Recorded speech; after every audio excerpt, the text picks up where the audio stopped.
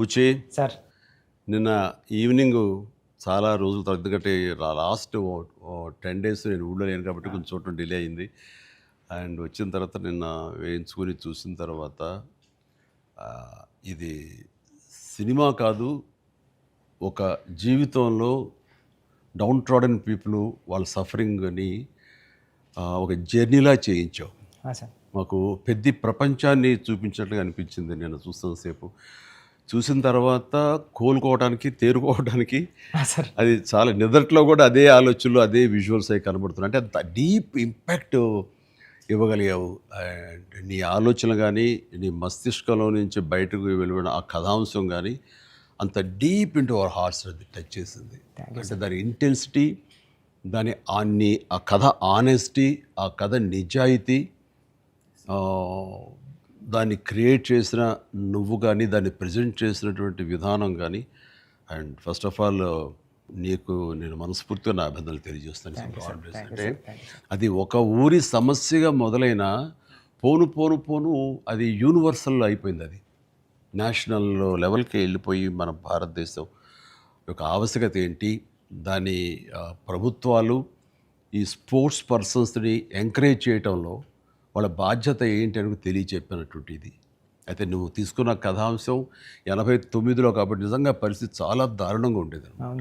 నువ్వు చెప్పిన ఈ ప్రయత్నం డెఫినెట్లీ అందరిలోనూ ఆలోచింప చేస్తాను అనిపించింది నాకు. అది చాలా మంచి ప్రయత్నం. ఒక సోషల్ మెసేజ్, ఒక దేశానికి సంబంధించి ఒక అవేర్నెస్ కానీ, మరింత సమాయత్తం చేయటం కానీ, ఇవన్నీ కూడా ఈ సినిమా ద్వారా బాగా చెప్పావనిపించింది. అండ్ ఈ సినిమాలు ఇంకా నాకు నచ్చిన అంశాలు ఉంటే కనుక చెప్పాల్సి వస్తే నువ్వు, రామ్ చరణ్ అండ్ ఏఆర్ రెహమాన్ గారు, అలాగే లిరిక్స్ అందించినటువంటి అనంత శ్రీరామ్, అట్లాగే ఎడిటర్ నవీన్ నూలి, ఇంకా ఫైట్ మాస్టర్, స్టంట్ కోరియోగ్రాఫర్గా అనుకోవచ్చు మనం. ఈ కుస్తీలు, ఈ రెజ్లింగ్లు వీటిని మీకు స్పెషల్గా శ్యామ్ కౌశల్ గారు నభాకాంత్ ఎగ్జిక్యూట్ చేసే ఫైట్ మాస్టర్గా ఆయన్ని, అండ్ జానీ మాస్టర్ కోరియోగ్రఫీ, ఇక వీటన్నిటి ఆర్ట్ డైరెక్టర్ రత్నవేలు గారు, ఇలాంటి వాళ్ళందరి కలయికతోటి, వాళ్ళ ఇన్పుట్స్ తోటి అండ్ వాళ్ళ ప్రయత్నాలతోటి అత్యద్భుతంగా రూపుదిద్దుకుంది. ఇది ఒక కళాత్మకంగా వచ్చిందని చెప్పొచ్చు. And it's a timely film. And చరణ్కి ఆర్టిస్టుల పరంగా వస్తే కనుక చరణ్ అయితేనేమి, జగపతి బాబు అండ్ శివరాజ్ కుమార్, ఫెంటాస్టిక్ శివరాజ్ కుమార్, బొమ్మని రాణి, అలాగే అబ్బాయి దివ్యేందర్ కొత్త విలన్గా కానీ ప్రతిదీ చాలా ఫ్రెష్గా ఉన్నారు, కొత్తగా ఉంది. ప్రతి ఆర్టిస్టు చిన్నవాళ్ళు అవని, జూనియర్ ఆర్టిస్టులు అవని, బ్యాక్గ్రౌండ్ ఆర్టిస్టులు అవని, వీళ్ళందరూ కూడా ఒక రియల్గా జరుగుతుంది, ఒక ఇన్సిడెంట్, ఒక సంఘటన జరుగుతుంది, ఒక ఊరి కథ, ఒక మట్టి కథ చెప్తున్నాం అనటానికి ఆ మనుషులు కూడా మట్టి మనుషుల్లాగా రస్టిక్గా అది క్రియేట్ చేయటంలోనూ, దాన్ని తెరకెక్కించడంలోనూ నువ్వు, నీతో పాటు నీ టీం మెంబర్స్ అందరూ, నీ క్రూ కానీ, క్యాస్ట్ కానీ అందరూ చాలా బాగా చేయగలిగారు. ఇవన్నీ చేయటానికి వెనకాల వెన్నెముకలా నిలబడ్డ వ్యక్తి సతీష్ కిలార్ గారు. ఆయన దేనికి నెరవలేదు. ఇదివరకంత గతంలో అన్ని సినిమాలకి ఆయన కొంచెం పరోక్షంగా వెనకుండా నడిపించేవాళ్ళు. ఇప్పుడు తెర ముందుకు వచ్చారు బాహాటంగా ప్రొడ్యూసర్గా. కాబట్టి ఆయన ప్రయత్నం కానీ, ఆయన గుండె ధైర్యం కానీ, దీన్ని నీ మీద పెట్టుకున్న నమ్మకం కానీ, కంటెంట్ మీద ఆయనకు ఉన్నటువంటి విశ్వాసం కానీ, ఇవన్నీ కూడా ఈరోజు సఫలీకృతం అయినాయి. అండ్ అవ్వటానికి మీరు అందరూ ఎంత ప్రయత్నాలు చేసినా సరే తెర మీద కనిపించడానికి రామ్ చరణ్ ఎలా చేస్తాడు అనే దాని మీద ఉంటుంది కదా. మీరు అందరూ బాగా నటించాడండి. నిన్న వాళ్ళ అమ్మ అంటుంది, బాగా నటించాడు అన్నది కరెక్ట్ సర్టిఫికేట్ కాదు రేఖ, కరెక్ట్ మాట కాదు. జీవించాడు అని అనాలి. నాకు పాత్రలు ఒదిగిపోయాడు అని నాకు అనిపిస్తుంది. నేను యాక్టర్ నాకు తెలుసు. అవతల క్యారెక్టరు ఏడుస్తూ మనల్ని ఏడిపిస్తే కనుక అది నటన. వాడు ఏడవకుండా కళ్ళల్లో ఆ భావం పలుకుతూ చూసే ప్రేక్షకులు ఏడిపించాడంటే వాడు జీవించినట్లు. నేను అక్కడ ఒక క్యారెక్టర్ చూస్తాను తప్ప చరణ్ని చూడలేదు. పెద్ది కనపడుతున్నాను అక్కడ. పెద్ది తను ఏడవకుండా తన భావోద్వేగాల్ని కళ్ళ ద్వారా చూపిస్తున్నాడు తప్ప ముఖవళికల ద్వారా, మజిల్స్ ద్వారా చూపించట్లేదు. అది చరణ్ స్పెషాలిటీ. అందుకని మనం ఎక్కువ ఇన్వాల్వ్ అయిపోతున్నాం. ఏం నటించాడు అనొచ్చు, చాలా గొప్ప గొప్ప నటులు ఉండొచ్చు, వాళ్ళ సిస్టమ్ వాళ్ళ విధానాలు చేయొచ్చు. కానీ భావోద్వేగాల్ని లోపల ఫీల్ అవుతావు, ఫీలింగ్ని మునిపంట నొక్కి పట్టి ఎక్స్ప్రెస్ చేస్తూ ఆ కళ్ళ ద్వారా పలికించడం, అది చూసి మనకి అరే నువ్వు ఏడిస్తే బాగుంటుందిరా అనొచ్చు, కానీ మనకి గుండె పిండేస్తుంది. మనం ఏడలేని సిచ్యువేషన్స్, కానీ ఏడిస్తే బాగుంటుంది అనిపిస్తుంది. ఇట్లాగా టోటల్గా అరెస్ట్ చేసేసి తను చూపించిన విధానం, ఎస్పెషల్లీ అప్పల్ సూరి మరణం దగ్గర నుంచి తన మోటివేట్ అయిన ఇది నుంచి ఇంకా సినిమా గ్రిప్పింగ్ వెళ్ళింది, ఇంకా డీవియేషన్ లేదు. అది చాలా చక్కగా పరిపూర్ణంగా సఫలీకృతమైనట్లు. అది అక్కడ తను చాలా బాగా ప్రజెంట్ చేశాడు, పెర్ఫామ్ చేశాడు. ఎక్సలెంట్. వాడు నా బిడ్డ కాబట్టి ఇంకా ఎక్కువగా చెప్పాలని అనిపించిన కొంచెం అడుచుకుంటూ మాటలు వెతుక్కుంటూ పొందిగ్గా మాట్లాడుతాను, కానీ అది నీలాంటి చూశాడు కాబట్టి నువ్వు చెప్పాలి. సార్ మీరు మాట్లాడగలదు సార్, ఎందుకంటే సార్ ఇప్పుడు ప్రపంచం అంతా మాట్లాడుతుంది సార్ చరణ్ సార్ పర్ఫార్మెన్స్. పెద్ద అంటే చరణ్ సార్ అంటే పెద్ద. ఎందుకంటే సార్ ఈరోజు అందరూ ముక్త కంఠంతో అనేది ఒకటి సార్, ఏంటంటే ఏం పెర్ఫామ్ చేశారు అందరూ చిరంజీవి అంటున్నారు సార్.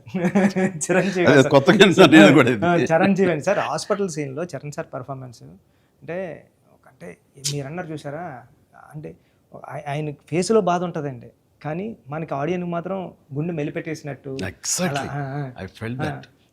నేను చరణ్ గారు అందరూ మనం ఐమాక్స్కి వెళ్ళాం సార్. ఐమాక్స్కి వెళ్తే మొత్తం థియేటర్లో సీట్లో ఉన్న వాళ్ళందరూ బ్యాగ్ తిరిగి ఇలా బెండ్ చేసి నీసినారు. అన్నా నీకు నేషనల్ అవార్డు అన్నా అని అరిసారండి. ఈ ఇంట్లో చరణ్ గారి పెర్ఫార్మెన్స్కి నేషనల్ అవార్డు వచ్చంటే నాకు అంతకన్నా హ్యాపీ ఉంటుంది సార్. అంతకు మించిన సంతృప్తి ఇచ్చేసాడు. ఒక తండ్రిగా, ఒక నటుడిగా అంటే మళ్ళీ సీన్ కాదు, తోటి నటుడుగా, కాంటెంపరీ నటుడిగా నాకు నిజంగా చరణ్ గర్వకారణం. అండ్ నేను ఎంత తక్కువ మాట్లాడితే అంత మంచిది, ఎందుకంటే ప్రేక్షకులు వాళ్ళే మాట్లాడేసారు నా బిడ్డ గురించి. అంటే ఇక్కడ చిన్నప్పుడు చదువుకున్న ఒక సుమతి శతకంలోని ఒక పద్యం గుర్తుకొస్తుంది. ఇది పుత్రోత్సాహం పుత్రుణ్ణి కన్ననాడు కాదు, పదుగురు దాన్ని గుర్తించి వాళ్ళు మెచ్చుకుంటున్నప్పుడు, వాళ్ళు పొగుడుతున్నప్పుడు అది కదా నిజమైన పుత్రోత్సాహం. అంటే దాని అర్థం తెలిసొచ్చింది, ఇప్పుడు అనుభవపూర్వకంగా తెలిసొచ్చింది.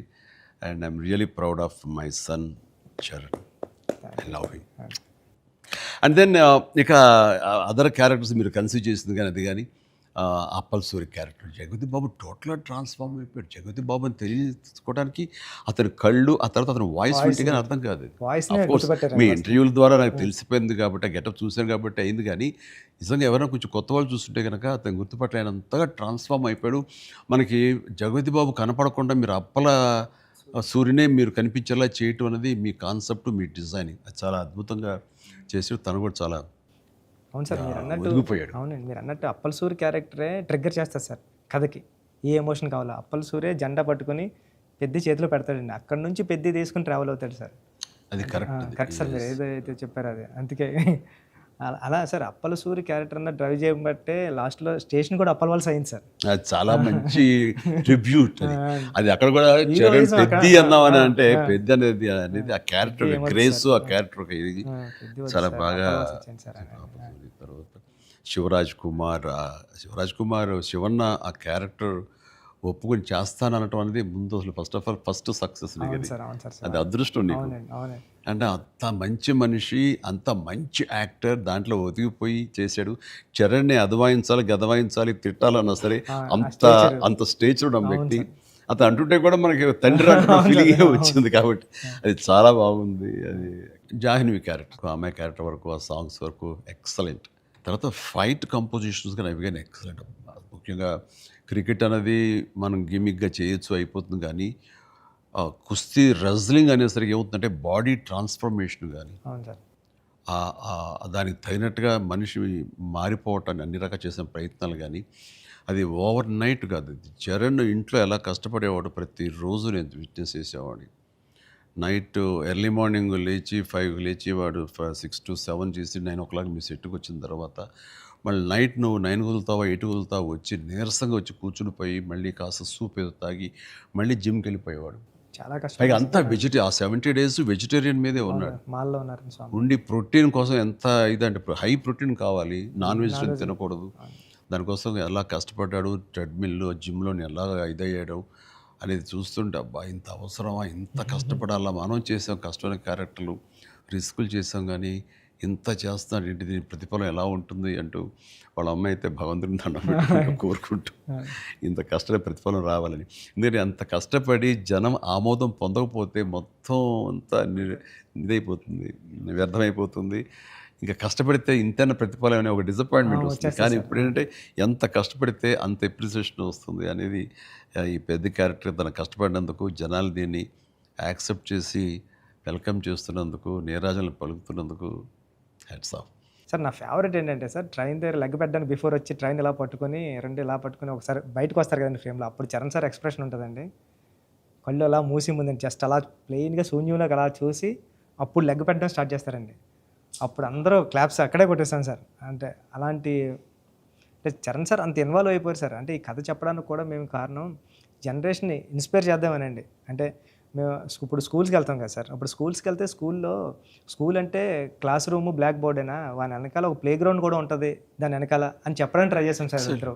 అంటే ఆట స్థలం అంటే అమ్మ కడుపులో ఉన్న 9 months ఆడుకోవడానికి ఉంటుంది గ్రౌండ్. బయటకు వచ్చిన తర్వాత స్కూల్లో పిల్లలకి ఇప్పుడు చూస్తాం సార్, ఏ స్కూల్కి గ్రౌండ్ ఉంది సార్, బిల్డింగ్స్ ఉన్నాయి అంతండి.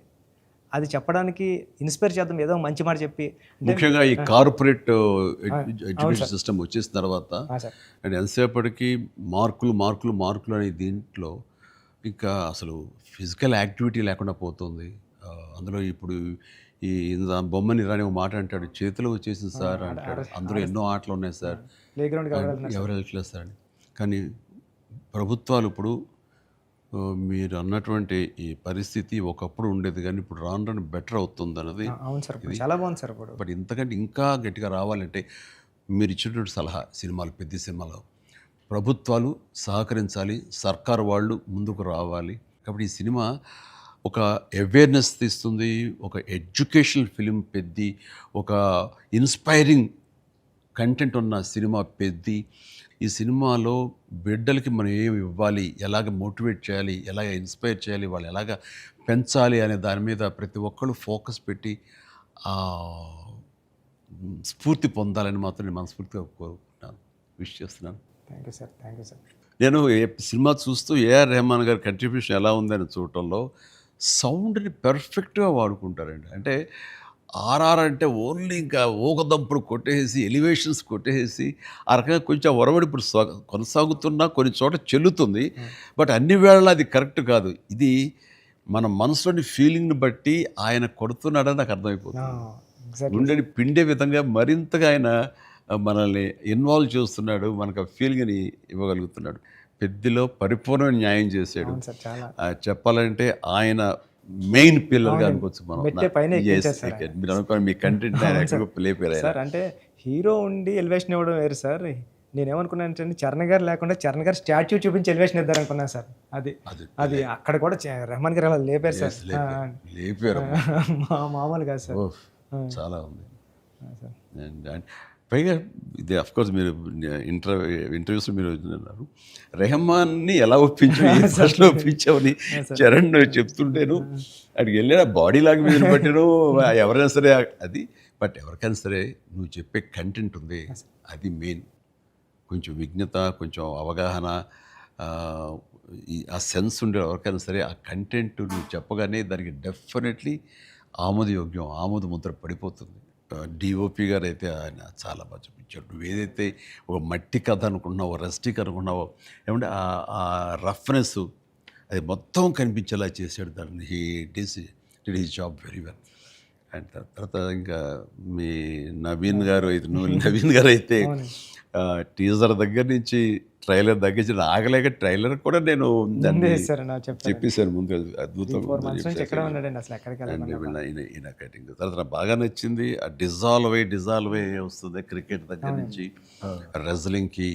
ఇవన్నీ ఇంటర్ రిలేటెడ్గా ఉంటాయి అని చెప్పినట్టుగా చెప్పడం అనేది తన ఇది. అండ్ ఎన్ని చోట్ల బట్ సినిమాలో నెరేషన్లోనే మీరు బ్యాక్ అండ్ ఫోర్త్ వెళ్ళి చెప్తారు. ఇది అంటే బొమ్మన్ ఇరానీని ప్రేక్షకుని చేశారు. బొమ్మన్ ఇరానీకి ఎలాగైతే కథ అక్కడికి అర్థమవుతూ వస్తుందో సేమ్ ఆడియన్స్ అది మంచి కాన్సెప్ట్. ఇది ఎడిటింగ్ బ్యాక్ అండ్ ఫోర్త్ వెళుతూ చెప్పటం అన్నది ఇట్ ఈస్ మంచి ప్రయత్నం. And that way my heartfelt appreciation to Naveen నోలీకి. అలాగే ఆర్ట్ డైరెక్షన్ గురించి ప్రత్యేకంగా చెప్పలేదు. అన్నీ కూడా పెర్ఫెక్ట్గా ఆ హార్మోనీ ఉంది. ఒకటి ప్రత్యేకంగా అయ్యి ఏంటిది అనట్లేదు, అన్నీ కథలో ఇమిడిపోయే విధంగానే ఉన్నాయి. ఎగ్జాక్ట్లీ. ఆ యంగ్ విలన్ దివ్యందు వీళ్ళందరూ కూడా చాలా బాగా కంట్రిబ్యూట్ చేశారు. లాస్ట్లో కూడా బొమ్మన గారు స్టాచ్యూ చూడకుండా వెళ్ళిపోదాం, చరణ్ గారిని కలవకుండా వెళ్ళిపోదాం అంటాడండి. చరణ్ ఎందుకు నేను కలవకూడదు అనుకున్నాడు బొమ్మని రాణి అంటే అంతే. ఆ గుడ్ ఫీలింగ్ అలా ఉండిపోవాలంటే కలవకుండా ఉండటమే కరెక్ట్. లాస్ట్ ఫేజ్ వరకు కూడా అలా కూర్చొని చూస్తున్నారు సార్. లాస్ట్లో కూడా ట్రైన్ని ఎలా ఎక్కి ఆగి కొట్టాను చరణ్ అంటే ట్రైన్ వచ్చింది కదా, అవును సార్. మరి ట్రైన్ ఉంది కదా ఎందుకు నడిపించావే బాబు అంటే మేము పడ్డ బాధ మీకు తెలియాలి అని చెప్పేసి కాదు. బాగుంది, మంచి సమ్మప్, అది బాగుంది. అంటే పెద్దిగాడి కోసం ఆ రోజు బండి ఆగింది సార్. మా జీవితాలు మొదలయ్యాయి. మాకు స్కూల్ వచ్చింది, వైద్యం వచ్చింది, సర్కారు వచ్చి మా ఊరు క్రిస్ప్గా చాలా బ్యూటీతో పట్ట అని జరుగుతుంది. లాస్ట్లో మళ్ళీ వస్తారు కదండి చరణ్ గారు స్క్రీన్ బ్యాక్కి, పెద్ద నరుస్తాడు కదండి. అది ఎక్కడ బర్ణ వల్ల తెలియలేదండి ఎవరికైనా. బొమ్మన్ గారికి గట్టిగా పట్టుకుని పెద్ద అని అరిస్తే అప్పుడు కొండల మధ్యలో కుక్కను పట్టుకుని వెళ్తూ ఉంటారు కదా. డిసప్పర్ అయిపోయింది అనుకోకుండా. అవును సార్, అవును సార్. పుడతామేటి మళ్ళీ చూస్తావేటి మళ్ళీ ఇలాంటి సినిమాని ఇలాంటి సినిమాని మళ్ళీ చూస్తావేటి అనిపించింది. అది ఫెంటాస్టిక్. సతీష్ గారికి ఇది ఒక ప్రౌడ్ ఫిల్మ్ ఇది. అండ్ ఆయన ప్రైడ్. ఆయన ఇంకా తర్వాత బోర్డు సినిమాలు తీయచ్చేమో కానీ ఇది ఇచ్చేటటువంటి సాటిస్ఫాక్షన్, ఇది ఇచ్చే గుర్తింపు, ఇది ఇచ్చిన రెస్పెక్ట్ కానీ అది సతీష్ గారు యూ డిజర్వ్ దిస్. అండ్ దీని వెనకాల మీ సపోర్ట్, మీ ఇలాంటి సినిమా తీసినందుకు నాకు కూడా చాలా ప్రౌడ్. సార్ మీరు ఒప్పిన టైంలో చెప్పారు సార్ నాకు, డబ్బులు ఎలాగైనా వస్తే రెస్పెక్ట్ సంపాదించి ఫస్ట్ అని. ఈయన డబ్బులు ఎలాగైనా సంపాదించుకుంటారు. ఆయన ఉన్నటువంటి కన్స్ట్రక్షన్ అయితేనేవి, అనుకున్నటువంటి డిజిటల్ ఐటీ వలన అయితేనేవి. కానీ ఈ సినిమా ద్వారా గుర్తింపు, ఒక రెస్పెక్ట్ వచ్చింది. అది ఈయన ఫుల్గా ఎంజాయ్ చేస్తున్నారు. బికాజ్ ఆయన సపోర్ట్ ఈ సినిమాకి అంతగా ఇచ్చారు. నువ్వు అనుకున్నవన్నీ కూడా ఆయన నీకు అమర్చారు. ఈయన పూర్తి న్యాయం చేశారు ఆయన. సతీష్ సార్కి నాకు లైఫ్లో ఫస్ట్ మూవీ అన్నట్టు సార్. ఇది వృద్ధికి ఇది ఎప్పటికీ మర్చిపోలేము సార్, ఈ రిలేషన్ని దీనంతా. నువ్వు చేస్తావే, నువ్వు ఆ టైప్ ఆఫ్ మా డైరెక్టర్ సార్. మీరు నాకు ఉప్పిన ఇచ్చారు సార్ ఫస్ట్, చరణ్ సార్ ఏమో పెద్ద ఇచ్చారు సార్. మీతో కూడా ఒక ఛాన్స్ అవ్వండి సార్, చేస్తాను ఎప్పుడైతే అప్పుడు. నువ్వు అలా పరిగెత్తమని దూకమని వైర్లతోటి అంటే సార్. సార్ మీరు ఇప్పుడు కూడా చేస్తున్నారు సార్. ఇప్పటికి వైర్లు కడుతుంటారు, పైకి లేపుతుంటారు, పల్చీలు కొట్టిస్తుంటారు. మొన్న శంకర ప్రసాద్ దీంట్లో కూడా చేశాను. పని అవసరం వచ్చేసరికి దేనికి నెరవం, దేనికి వెనకం చేసే పరిస్థితి లేదు. ఇంకా ఒకసారి ఎన్ని వైర్లు కట్టి అన్నీ ఇవైపోయింది, కమిలిపోయింది. చరణ్ చూశాడు ఇంట్లో, ఏంటిది అన్నాడు. వైర్లు కట్టి లేపారు. ఇంకా వైర్లు ఇంటికి కడుతున్నారా? వాళ్ళు పిలిచి డాంగ్ అలా కష్టపడతారంటే మీరు అది అని తిట్టాడు. మరి లేదురా వాళ్ళు కాదురా, డూప్ సరిగ్గా చేయలేదని ఆయన తీసేసి నేనే చేశాను రా షార్ట్ అని. వాళ్ళు అదే అన్నారు, డాడీ చేస్తారన్నారు అని. అంటే చరణ్ ఇందులో ఎంత కష్టపడ్డాడు అనేది నేను చెప్పాల్సిన అవసరం లేదు. ఆడియన్స్ ఆల్రెడీ వాళ్ళ క్యారెక్టర్ ద్వారా వాళ్ళే గుర్తించారు. వాడు ప్రతిరోజు అలసిపోయి ఇంటికి వచ్చి నీరసించి అలా కూర్చున్న ప్రతిసారి నాకు మా నాన్నగారు నాతో ఏమన్నారు, నన్ను ఏమనేవారు అది గుర్తుకొచ్చేదనమాట. అంటే దొంగ అనే సినిమాలో 8 అంతస్తుల ఒక హోటల్ పైన పారపెట్ వాల్ మీద నేను రోల్ చేస్తూ వెళ్ళినప్పుడు కింద స్లిప్ అయితే మాత్రం ఇది ఇప్పట్లా వైర్లు ఇలాంటి సేఫ్టీ డివైస్లు ఏమి లేవు, మొండితనంతో చేయటం అనమాట. అట్లాగే ట్రైన్ కింద పడుకొని గోండా సినిమాలో వెళ్తుంటే ఒక 3 ఇంచెస్ ఎవేగా బాడీ కానీ లూజ్ అయితే కంకరాలు కొట్టుకుపోయేవి. నా బలంతో ఉండాలి తప్ప ఇంకో హార్నెస్ కానీ అది కానీ లేదనమాట. ఇవన్నీ మా నాన్నగారి దగ్గర నుంచి చూసి ఇంటికి వచ్చేసి చాలా బాధపడేవాళ్ళు. తిట్టేసాడు. కోపంలో బాధ ఎలా ఉంటుందంటే బూతులు ఇచ్చేసేవారు. అలా చేయాలా అంటే ఏదో కొంచెం చెప్పకూడదు కొంచెం అలా తిట్టేసేసి ఆయన చేసేవారు. తప్పదనా దాందే ఉంది చేయాలి, లేకపోతే ఎలా కనపడదు రిజల్ట్, ఎలా మరి ఫ్యాన్స్ ఇచ్చేయాలి కదా వాళ్ళు ప్రేక్షకులు అని అప్పట్లో ఏం మాట్లాడేవాడిని. లేదురా రేపు పొద్దు నీకు కొడుకు పుట్టి, అప్పుడు ఇంకా చరణ్ పుట్టలేదు ఆ టైంకి, నీకు కొడుకు పుట్టి వాడు యాక్టర్ అయ్యి హీరో అయ్యి వాడు ఇలాగే కష్టపడుతున్నారు అప్పుడు తెలిసి వస్తారా మా ఫీలింగ్స్ ఏంటో నీకు అనేవాళ్ళు. నిజంగా నీ పెద్ద సినిమాకి చేసి వాడు అలసిపోయి వచ్చి కూర్చుని ఈ మణికట్టు దెబ్బ తగిలిందని కానీ కంటి మీద దెబ్బ తగిలి రక్తం ఇదే ఇచ్చింది దాని కుట్లు పడ్డాయి అన్నప్పుడు కొంచెం ఒక హాఫ్ ఇంచ్ క్వార్టర్ ఇంచ్ కిందకి వెళ్తే కంటి గుడ్డేమవుతుందో అనే పరిస్థితి అన్నీ తెలిసినప్పుడు మాత్రం బాధపడి వ్యక్తం చేయబోయాను. నాకు మా నాన్నగారు మాట గుర్తుకొచ్చింది. ఆయన ఎంత బాధపడి ఉంటారు అని చెప్పేసి అదే బాధ ఈరోజు నేను వాడు కష్టపడి వస్తుంటే మాత్రం నాకు ఉండే పిండిన ఫీలింగ్ ఉంది. అయితే సినిమా చూసిన తర్వాత కొన్ని ఎపిసోడ్స్ గురించి చెప్పాల్సి వస్తాయి. ఇందులో ఇంటర్వెల్ నుంచి మాత్రం సినిమా మనిషిని కట్టిపడేసింది, ప్రేక్షకుడిని తారాస్థాయికి తీసుకెళ్ళిపోయింది.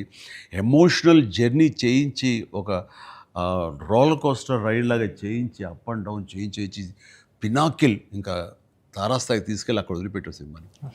ఆటల్లో ముఖ్యం చెప్పాలంటే హాస్పిటల్ సీన్ బుచ్చి సార్ నా భూతో నా భవిష్యత్తు తలుచుకో నాకు ఇంకా గురిపాడు వస్తుంది, గూస్ బంప్స్ వస్తున్నాయి. హాస్పిటల్స్ అసలు హాస్పిటల్ సీను వాడి నటనకి మాట్లాడుతూ చూడు సార్ అది నటనకి అది నటన కాదు, వాడు ఫీల్ అయిపోయాడు దానికి. అక్కడి నుంచి నా కంట తడి తడి తడి లాస్ట్ వరకు ఆగలేదు. All the appreciation, all the blessings, God bless him, God bless him. దానికి చక్కటి అంత మంచి క్యారెక్టర్ ఇచ్చినటువంటి నీకు hats off, hats off. Thank you. Thank you sir.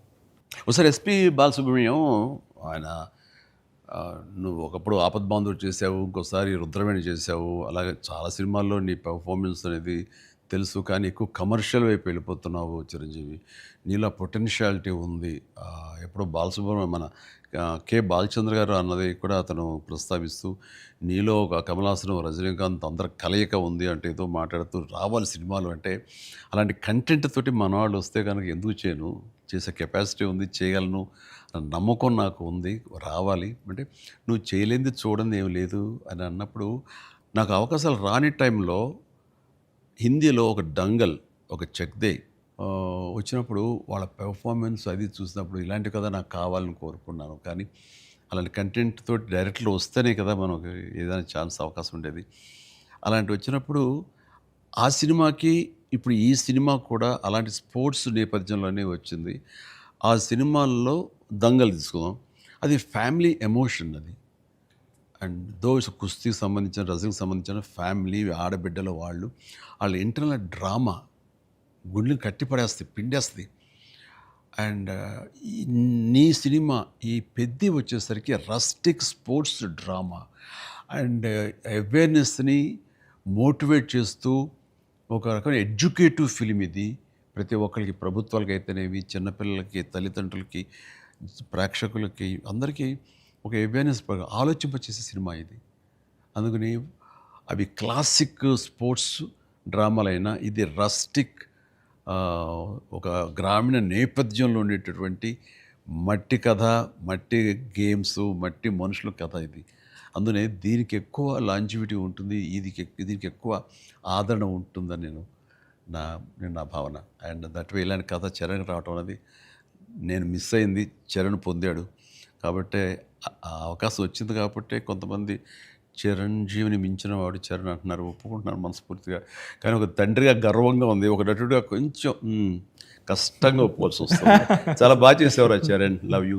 గ్రామీణ వాతావరణం ఈ నేపథ్యంలో కథల్లో అఫ్కోర్స్ మీ గురువు గారు సుకుమార్ పెట్టింది పేరు. సుకుమార్ సినిమా రంగస్థలం కానీ ఇప్పుడు ఈ సినిమా ఇది చూసినప్పుడు నాకు అఫ్కోర్స్ నిన్న మొన్న చనిపోయారు, దివంగతులయ్యారు భారతిరాజా గారు. కొద్ది రోజుల క్రితం నేను భారతిరాజా గారు కూడా ఈ బుచ్చి సుకుమార్ లాగానే ఆలోచిస్తారు. ఆయన 16 వైద్యుల దగ్గర నుంచి మొదలు మర్యాద కానీ ఇలాంటి సినిమాలన్నీ, నా ఆరాధన సినిమా ఇవన్నీ కూడా చూస్తాను. నేను డిస్కస్ చేసుకుంటున్నాను. ఆ 2 డేస్లోనే నిన్న మొన్న ఆయన చనిపోయారని తెలిసిన ఇది డ్యూ రెస్పెక్ట్ ఆయనకి మనస్ఫూర్తిగా మనం ఆయన ఆత్మశాంతి చేకూరాలని ఈ సందర్భంగా కోరుకుంటున్నాను. అండ్ ఆయన ప్రస్తావన ఎందుకు వచ్చిందంటే అలాంటి సినిమాలకు ఆయన పెట్టింది పేరు. అదే రొమాంటిక్ సినిమాలు అవని, లేకపోతే drama Avani, family drama Avani. And very good. ఆయన గ్రౌండెడ్. అలాగా మళ్ళీ సుకుమార్ గారు, మీరు మన తెలుగులో అంత గ్రౌండెడ్ ఫిల్మ్స్ తీస్తుంటారు. మీ ఆలోచన అవి కానీ రస్టిక్గా ఉంటాయి, రూరల్గా ఉంటాయి, గ్రామీణానికి సంబంధించినవి ఉంటాయి. అట్లాగా ఆయన ఆ, ఈ ఈ ఇందులో మనస్ఫూర్తిగా నేను ఇలాంటి ఒక శిష్యుడికి ఇన్స్పైర్ చేసి ఇలాంటి మంచి కథ ఎన్నుకోవడానికి, ఆలోచించుకోవడానికి ఒక కథకుడుగా, ఒక డైరెక్టర్గా ఆ, నువ్వు అతనితో అసోసియేట్ అయ్యి నువ్వు నేర్చుకున్నందుకు, నేను ఇన్స్పైర్ చేసేందుకు, నీలాంటి వ్యక్తిని ఈ పెద్ద ద్వారా మాకు ఇచ్చినందుకు అండ్ మనస్ఫూర్తిగా నీ సందర్భంగా సుకుమార్కి నేను నా అభినందనలు తెలియజేయాలి. సుకుమార్, ఒక మెట్లో మాణిక్యాన్ని ఇచ్చావు. Thank you so much. Thank you sir.